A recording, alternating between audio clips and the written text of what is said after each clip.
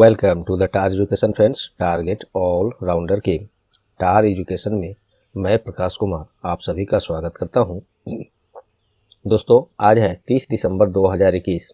देखेंगे अब तक के सभी महत्वपूर्ण करंट अफेयर्स जो आपके आगामी सभी परीक्षाओं के लिए अति महत्वपूर्ण होंगे। साथ में देखेंगे ये सभी एक्स्ट्रा फैक्ट्स जो आपको औरों से आगे रखेगा। इस क्लास का पीडीएफ आप टार एजुकेशन की वेबसाइट और इन सभी सोशल मीडिया प्लेटफॉर्म से डाउनलोड कर सकते हैं।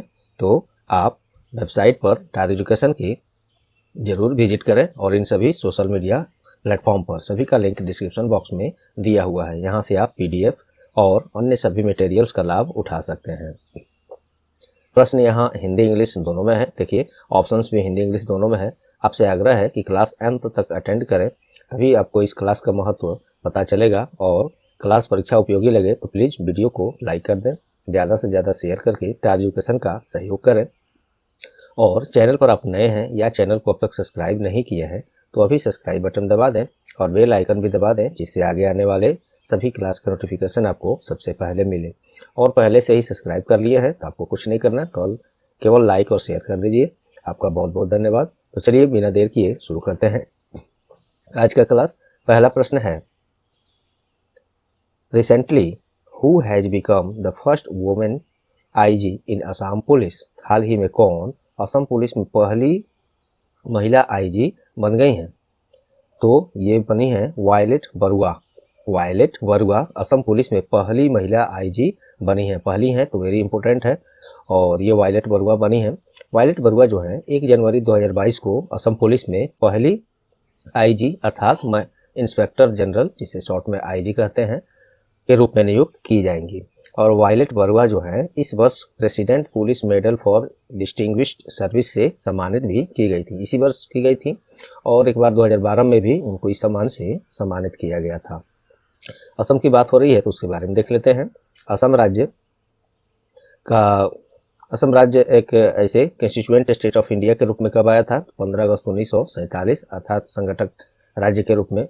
और उसको पूर्ण भारतीय राज्य का दर्जा कब दिया गया, अर्थात कंट्री स्टेटहुड? तो वो 26 जनवरी 1950 को दिया गया।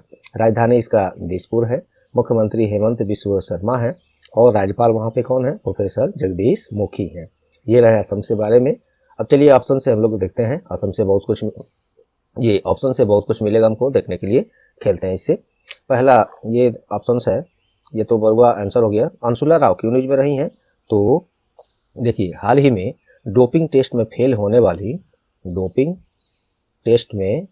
वाली ये पहली भारतीय महिला क्रिकेटर बन गई हैं अंशुला राव। डोपिंग टेस्ट क्या होता है?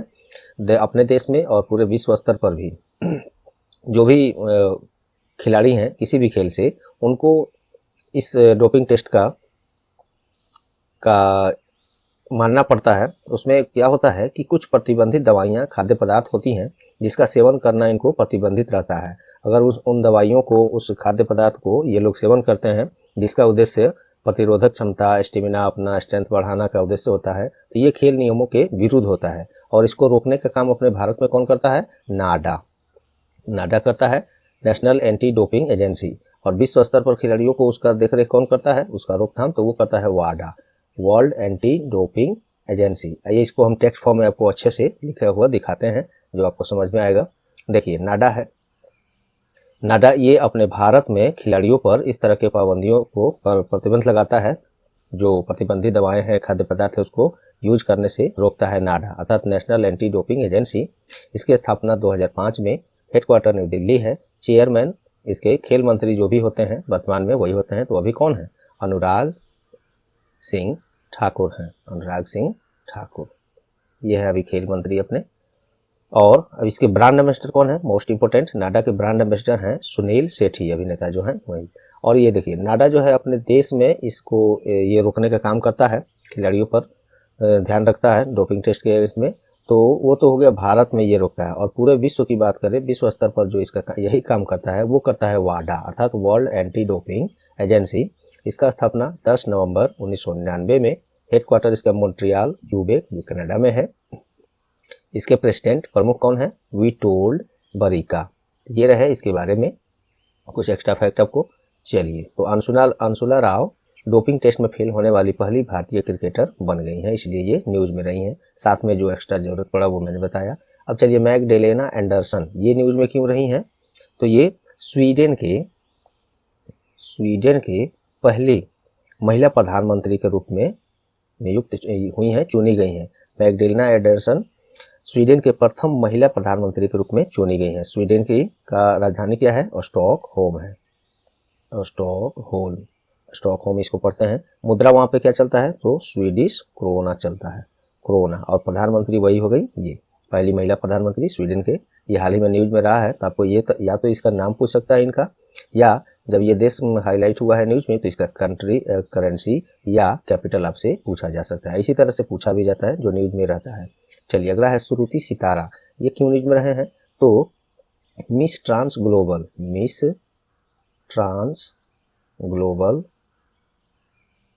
2021 ये जीतने वाली पहली भारतीय महिला बन गई है। मिस ट्रांस ग्लोबल 2021 जीतने वाली पहली भारतीय महिला श्रुति सितारा बन गई हैं।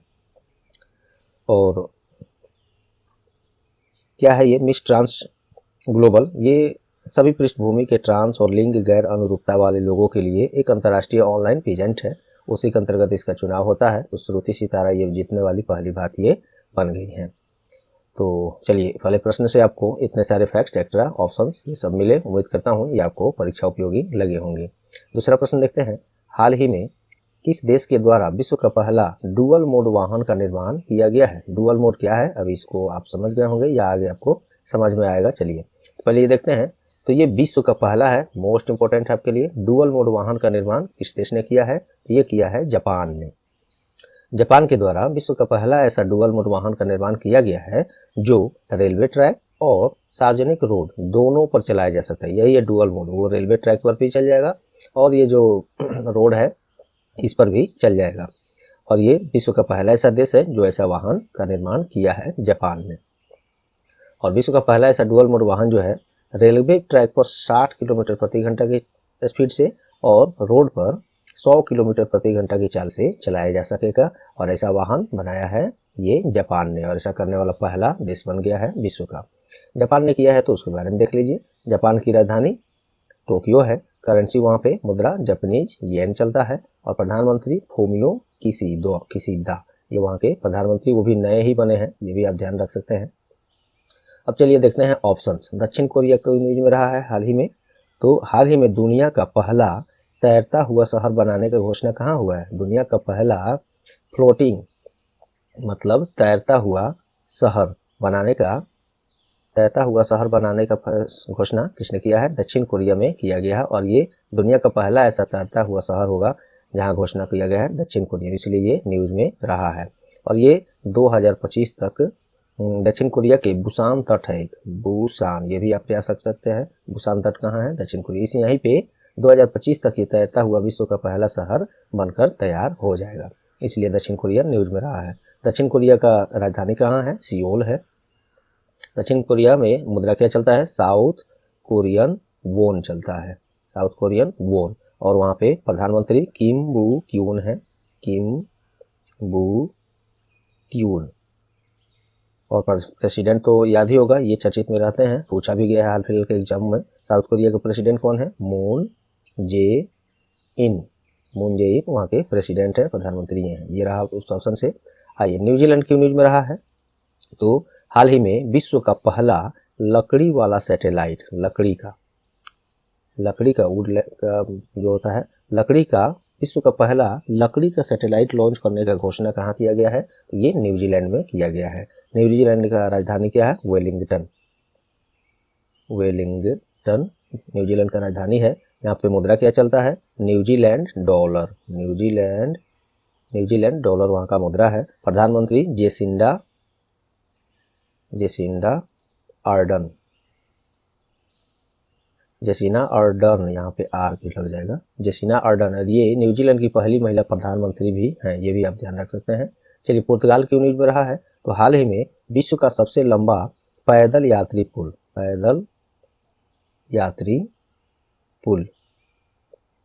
पुल विश्व का सबसे लंबा है, तो इसलिए इम्पोर्टेंट है।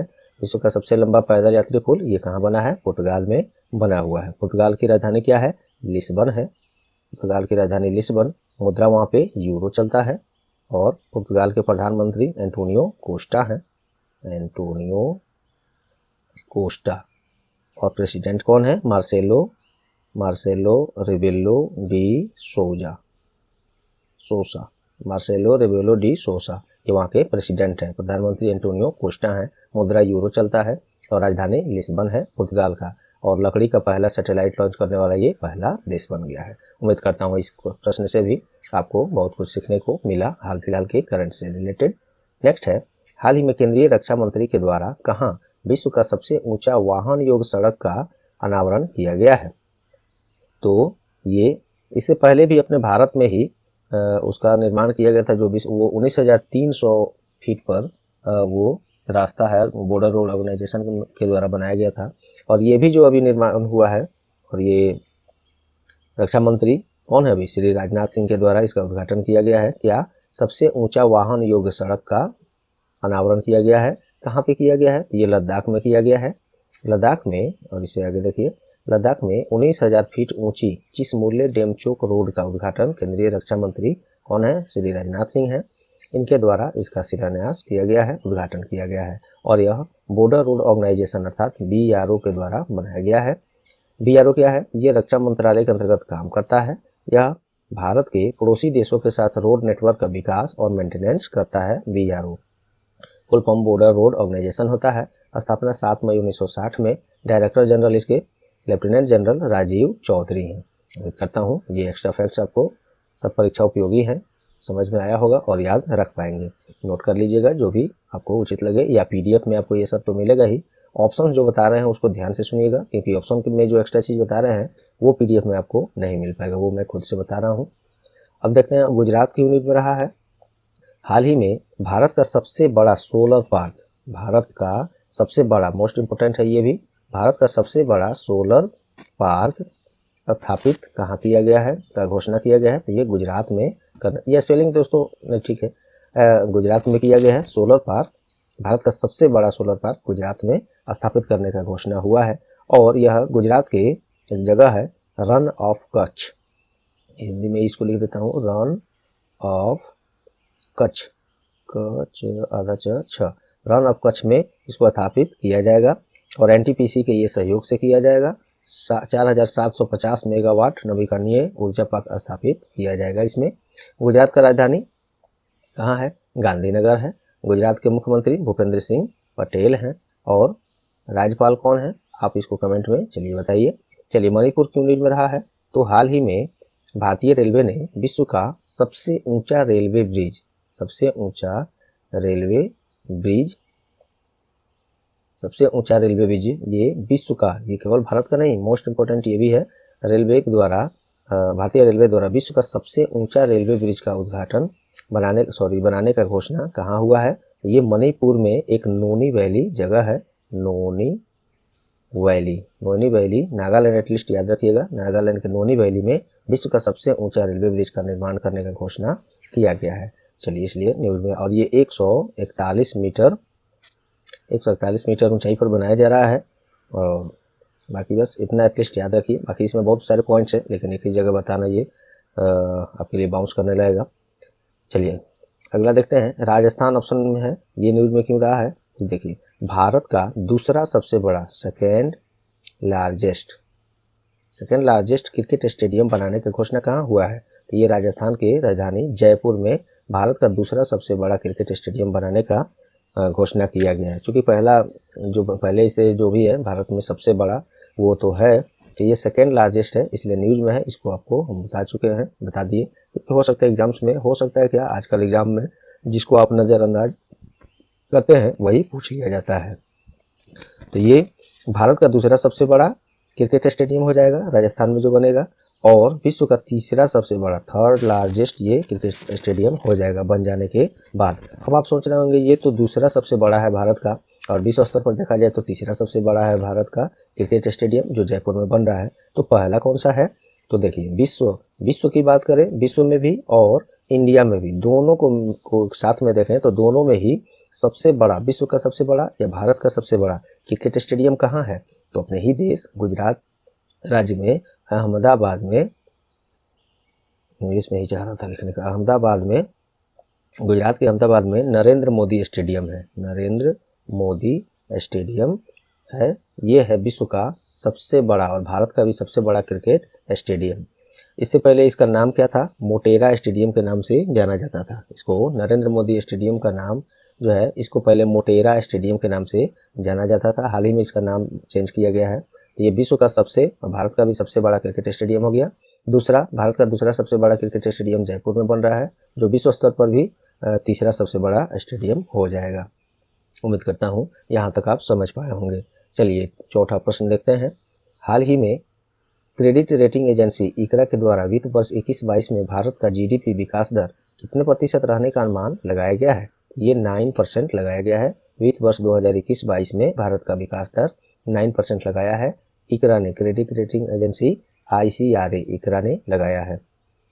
और 2022-23 वित्त वर्ष में भी इकरा ने 9% का ही विकास दर का अनुमान लगाया है। ये भी आप एडवांस में याद रख सकते हैं। इकरा क्या है? तो गुड़गांव में स्थित मूडीज कॉरपोरेशन का एक भारतीय रेटिंग एजेंसी है। इसके CEO रामनाथ कृष्णन है।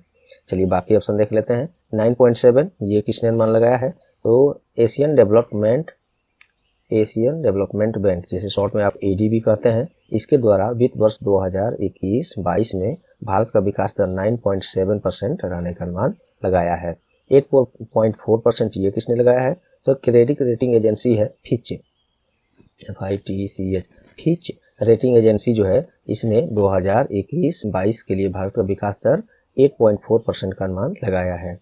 अगला है 9.5%, ये किसने अनुमान लगाया है? तो ग्लोबल रेटिंग एजेंसी है एक S&P ग्लोबल रेटिंग एजेंसी है S&P, इसने 9.5% अनुमान लगाया है 2021-22 में ही भारत का विकास दर। चलिए आप मोस्ट इंपोर्टेंट एक प्रश्न पूछता हूँ जो एग्जाम्स में आ सकते हैं। RBI ने जो बताया है कई बार हमने पिछले क्लास में, RBI ने भारत का विकास दर वित्त वर्ष 2021-22 के लिए कितना प्रतिशत अनुमान लगाया है? आप इसको कमेंट में सर्च करके, मुझे तो उम्मीद है पूरा आपको याद नहीं होगा पढ़ाने के बाद भी, लेकिन इसको सर्च करके क्या याद है तो याद है उसको कमेंट में कीजिए। RBI के बारे में भी कुछ जो भी जानते हैं आप, स्थापना, नेशनलाइजेशन, गवर्नर कौन से क्रम के हैं, मतलब कौन से, जैसे 25वें, 26वें, 27वें, ऐसे, तो ये सभी भी आपको एक्स्ट्रा अगर याद है तो जरूर लिख डालिए कमेंट में। आपका जो नॉलेज है वो रिवीजन भी हो जाएगा और वो लिख देने से आपको हमेशा याद रहने लगता है। नेक्स्ट प्रश्न देखते हैं। हाल ही में कौन टेस्ट क्रिकेट में 200 विकेट लेने वाले 5वें भारतीय गेंदबाज बन गए हैं? ये न्यूज में कल ही आया है दोस्तों, तो ये आपके लिए न्यूज में जब आया है तो जानना जरूरी है, पूछा जा ही सकता है। जरूरी नहीं कि पहले कौन है वो ही पूछ लिया जाए। ये न्यूज में आया है, ये वक्तम पूछ सकता है, पूछा जा रहा है आजकल ऐसे प्रश्न। तो 200 विकेट किसमें? टेस्ट क्रिकेट में, दूसरे में नहीं, टेस्ट क्रिकेट में 200 विकेट लेने वाले 5वें भारतीय गेंदबाज कौन बन गए हैं? तो ये बने हैं मोहम्मद शमी। वर्तमान में एक्चुअली में खेल अभी जारी है। अभी आज तारीख है 30 दिसंबर 2021, आज की मैं बात कर रहा हूँ। तो इंडिया और साउथ अफ्रीका के बीच टेस्ट क्रिकेट चल रहा है। इसी के दौरान Mohammed Shami 200 wicket test wicket लेने वाले 5वें भारतीय गेंदबाज बन गए हैं और ये कीर्तिमान इन्होंने 55 टेस्ट मैचों को खेलते हुए पूरा किया है, जो एक अलग रिकॉर्ड है। ये सबसे कम टेस्ट मैचों की पारी में 200 रन पूरा करने वाले तीसरे सबसे तेज गेंदबाज भी बन गए हैं। ये भी आप याद रख सकते हैं। मोहम्मद शमी से पहले ये जो कीर्तिमान है 200 विकेट लेने का, ये देखिए कपिल देव, ज्वागल श्रीनाथ, जहीर खान और ईशांत शर्मा के नाम यह रिकॉर्ड है। तो ये आप ध्यान रख सकते हैं। चलिए BCCI के बारे में देख लेते हैं। BCCI अपने भारत में जो भी क्रिकेट खेल का आयोजन कराया जाता है उसका इसी के अंडर में ये कराया जाता है, यही कराता है BCCI अर्थात board of control for cricket in India. इसका स्थापना 4 दिसंबर 1928 में, प्रेसिडेंट इसके सौरव गांगुली हैं जो 39वें क्रम के प्रेसिडेंट है इसके। अभी इनको आज की बात करूं तो मैं ये देखिए डबल डोज ले चुके हैं वैक्सीन का, फिर भी कोरोना पॉजिटिव ये पाए गए हैं सौरव गांगुली, अभी भर्ती हैं, हॉस्पिटल में हैं। चलिए, और सचिव कौन है BCCI के? जैसा हैं। जैसा कौन है? ये केंद्रीय अभी गृह मंत्री और भारत के एक नए मंत्रालय सहकारिता मंत्रालय जो बना है उसके पहले मंत्री भी श्री अमित शाह ही हैं, उन्हीं के ये पुत्र हैं जैसा, ये BCCI सेक्रेटरी हैं। चलिए बाकी ऑप्शन देखते हैं। मोहम्मद शमी की बात हो गई। आजाद पटेल क्यों न्यूज में रहे हैं? तो अंतर्राष्ट्रीय टेस्ट क्रिकेट के इतिहास में एक पारी मात्र जिसमें खेल रहे हैं उस पारी की बात हो रही है, एक ही पारी में 10 का 10 विकेट लेने वाले ये तीसरा गेंदबाज बन गए हैं अजहाज पटेल। क्योंकि एक ही पारी में खेल आज जैसे शुरू हुआ, उस खेल में 10 का 10 विकेट, ऐसे तो 11 होते हैं लेकिन 10 ही खेलते हैं, लास्ट में एक बच जाते हैं, तो 10 का 10 विकेट अजहाज पटेल ने लिया है और ऐसा करने वाले तीसरे ये गेंदबाज बन गए हैं। न्यूजीलैंड के हैं ये जाने माने बॉलर अजहाज पटेल। नाम से लग रहा होगा इंडियन है, लेकिन नहीं, न्यूजीलैंड की टीम से ये खेलते हैं और ऐसा करने वाले तीसरा क्रिकेटर बॉलर बन गए हैं। इससे पहले अगर बात, ये तो तीसरा होगा, पहले की बात करें कि सबसे पहला ऐसा क्रिकेटर बॉलर जो 10 का 10 विकेट लिया हो एक ही पारी में, तो वो कौन है? तो वो है जिम लेकर। जिम लेकर, ये एल है, जिम लेकर, और ये कहाँ के हैं? तो इंग्लैंड के हैं। इंग्लैंड के जिम लेकर ये कीर्तिमान पूरा किए हैं। और भारत के पूर्व कप्तान एक हम लोग के हैं अनिल कुंबले, ये भी 10 के 10 विकेट एक ही पारी में लिए हैं, उनके पास भी ये कीर्तिमान है। चलिए अगला ऑप्शन देखते हैं, रशीद खान, ये क्यों न्यूज में रहे हैं? तो टी20 खेल प्रतिस्पर्धा में सबसे कम समय में 400 विकेट लेने वाले गेंदबाज बन गए हैं। सबसे कम समय में, इनका नाम है रशीद खान। टी20 में सबसे तेज फास्टेस्ट 400 विकेट लेने वाले प्लेयर कौन बन गए हैं? रशीद खान। रशीद खान कहाँ के क्रिकेटर हैं? तो अफगानिस्तान के ये क्रिकेट प्लेयर हैं। आप इनको ध्यान में रख सकते हैं, रखिएगा, पूछा जा सकता है, पड़ोसी देश भी है अपना। चलिए विराट कोहली क्यों मिल रहे हैं? तो इनके नाम भी एक अच्छी, अभी हाल ही, वैसे तो रिकॉर्ड बहुत सारे हैं इनके नाम, लेकिन हाल फिलहाल में न्यूज में जो रहा है मैं वो चर्चा कर रहा हूँ। देखिए क्रिकेट के सभी खेल प्रारूपों, जैसे वनडे हो गया, ओडीआई जिसको कहते हैं, वनडे, टी20, टेस्ट, ये सभी खेल के प्रारूप हैं क्रिकेटों में सब। तो सभी खेल प्रारूपों में सभी में 50-50 मैच जिताने वाले ये पहले कप्तान बन गए हैं, कैप्टन बन गए हैं। ठीक है, ये पहले कैप्टन बन गए हैं जो क्रिकेट के सभी खेल प्रारूपों में 50-50 जीत दर्ज करा दी हैं अपने कैप्टनशिप में, अपने कप्तानी में। तो ये कीर्तिमान पूरा किए हैं विराट कोहली, इसलिए न्यूज में बने हुए हैं और ये ऐसा करने वाले पहले कप्तान बन गए हैं। मोस्ट इंपोर्टेंट इस बात के लिए भी आप याद रख सकते हैं। अगला है, हाल ही में CEBR के द्वारा जारी रिपोर्ट के अनुसार भारत कब तक तीसरा सबसे बड़ा अर्थव्यवस्था बन जाएगा? CEBR, तो ये इसका सही जवाब है 2031 तक। ये CEBR जो है इसका अनुमान है, क्या है ये? Centre for economics and business research. ये क्या है? ब्रिटेन की प्रमुख अर्थशास्त्र परामर्श कंपनियों में से एक है। इसी ने ये अनुमान लगाया है कि 2031 तक भारत विश्व का तीसरा सबसे बड़ा अर्थव्यवस्था बन जाएगा। तो ये आप इसके नाम से ये टारगेट याद रख सकते हैं, एग्जाम्स में हो सकता है पूछा जाए। CEBR के अनुसार भारत का GDP विकास दर वित्त वर्ष 21-22 में 8.5% रहने का भी अनुमान लगाया गया है। अब चलिए बाकी ऑप्शन देखते हैं, ये सब ऑप्शंस भी आपको बहुत कुछ सिखाएगा। 2023 ये ऑप्शन में हमने क्यों दिया है? तो इसरो के द्वारा मानव युक्त अंतरिक्ष यान, जो गगनयान है अपना, गगनयान ये मानव युक्त है, मानव रहित नहीं, मानव युक्त, मानव को लेकर जाएगा। ये अंतरिक्ष मिशन हम लोग का है, क्या नाम है इस अंतरिक्ष मिशन का? गगनयान। ये कब तक छोड़ने का समय सीमा रखा गया है इसरो के द्वारा? इसरो, तो ये रखा गया 2023 तक मानव युक्त गगनयान, ये अंतरिक्ष मिशन हम लोग का गगनयान छोड़ा जाएगा इसरो के द्वारा 2023 तक। इससे संबंधित कुछ बातें मैं आपको टेक्स्ट फॉर्म में बता देता हूँ जो काफ़ी महत्वपूर्ण है दोस्तों। छठा प्रश्न का ये ऑप्शन देखिए, इससे संबंधित कुछ बातें मैं बता देता हूँ।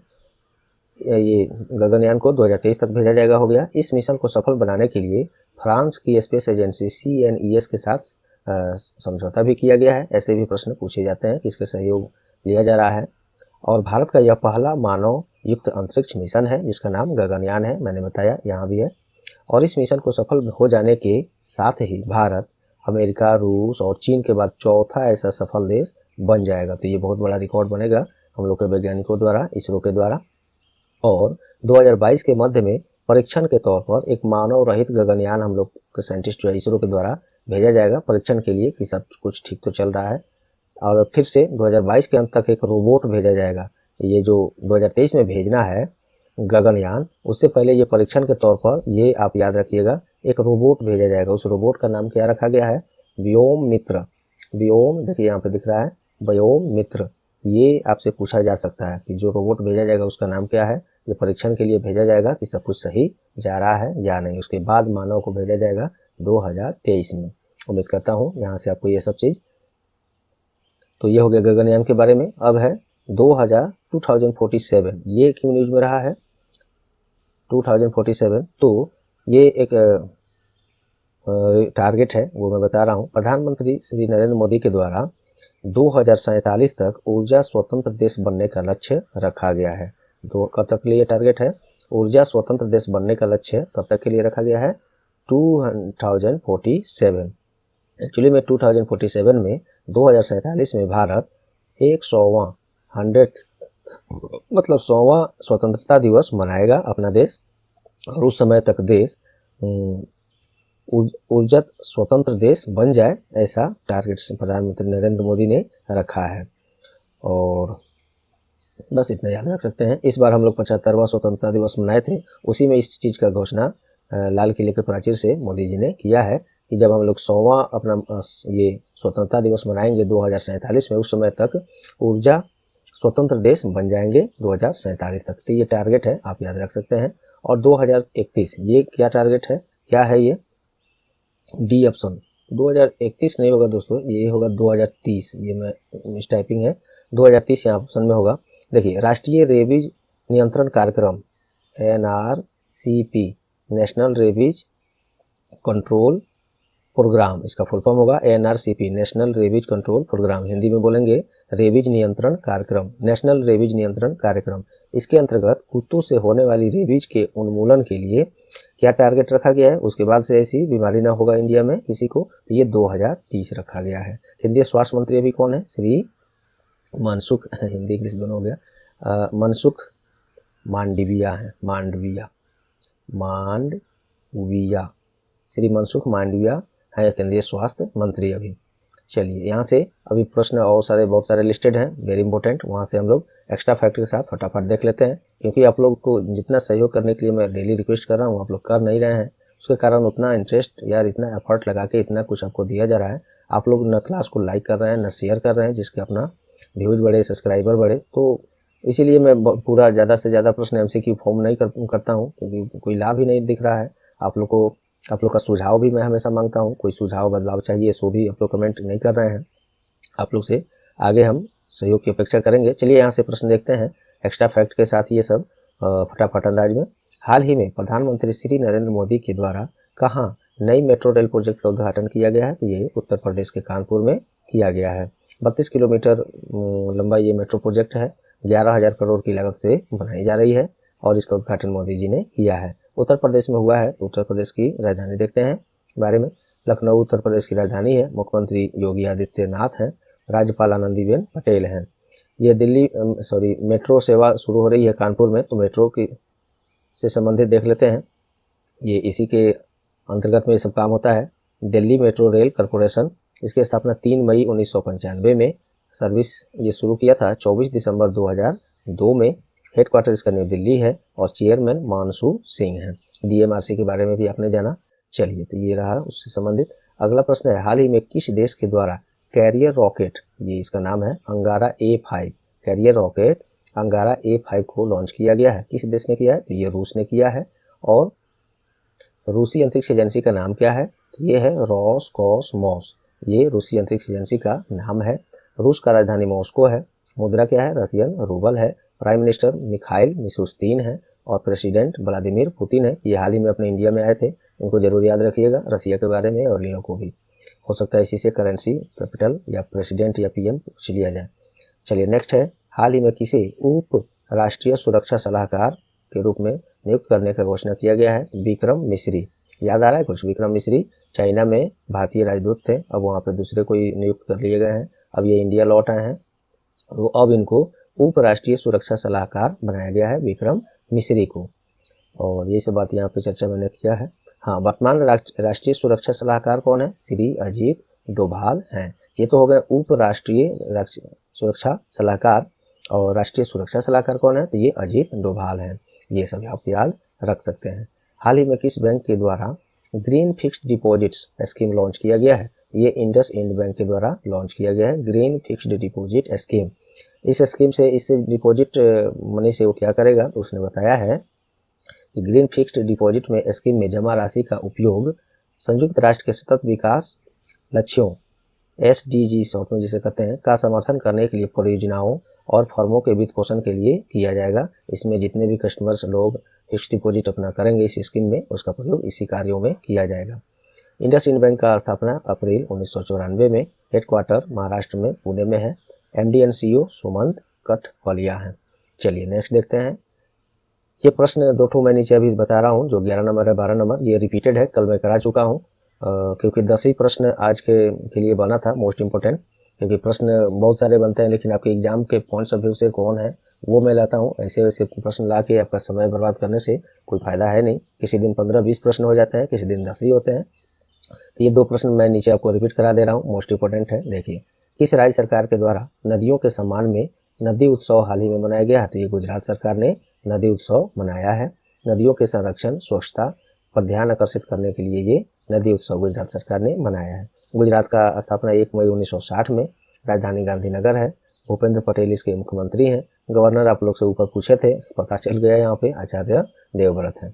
चलिए नेक्स्ट एंड लास्ट है, उसके बाद क्वेश्चन ऑफ द डे होगा। हाल ही में किस राज्य के द्वारा मिंदम मंजपाई योजना का शुभारंभ किया गया है? ये तमिलनाडु सरकार के द्वारा किया गया है। होगा क्या इस योजना में, तो कपड़े के थैलों का उपयोग को बढ़ावा देने और प्लास्टिक की थैलियों का बहिष्कार करने के लिए ये योजना है, इसका शुभारंभ किया गया है। तमिलनाडु की राजधानी चेन्नई है। मुख्यमंत्री MK स्टालिन है और राज्यपाल RN रवि हैं।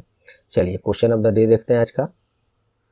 वेयर है the first 3 day Kashi India international film festival been organised recently? हाल ही में कहाँ प्रथम 3 दिवसीय Kashi India international film festival का आयोजन किया गया है? वेरी इंपॉर्टेंट क्वेश्चन है ये, और इसका जवाब तो और इजी है, तो इसका जवाब आप लोग कमेंट में जरूर करें यदि आप कल इसको ध्यान से सुने हैं, अब तक याद है तो चलिए दोस्तों, उम्मीद करता हूँ आज का क्लास आपको परीक्षा उपयोगी लगी होंगी।